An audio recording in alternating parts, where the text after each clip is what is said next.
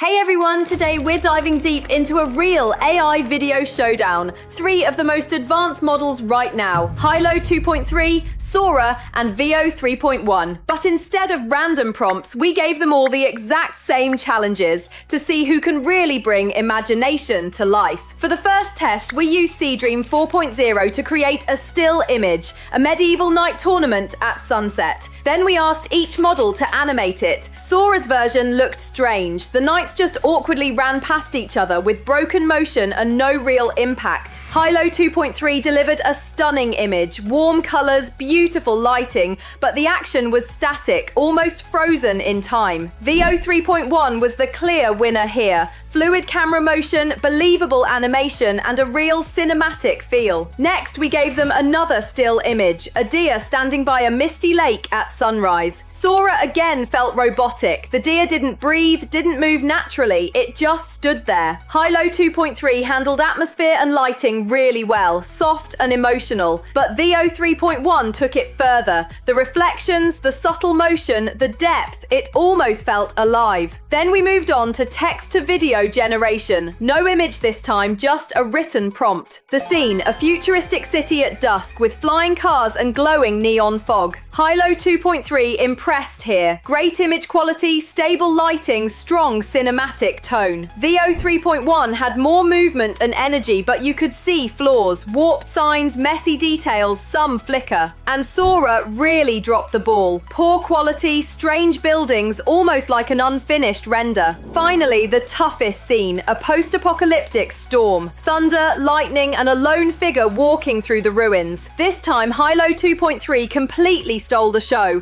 It wasn't just visuals, it had emotion. The atmosphere, the light, the pacing, it actually told a story. Veo3.1 looked good but leaned more towards spectacle than storytelling. Sora again struggled with coherence and realism. So what's the takeaway? Veo3.1 leads in dynamics and camera work. It feels alive. Hailuo 2.3 wins in artistic tone and emotion. It feels cinematic. And Sora, for now, feels like it's still catching up. But here's the question: as these models evolve and AI begins to master movement, atmosphere, and even feeling, will we still be the directors or just the audience watching machines create their own stories?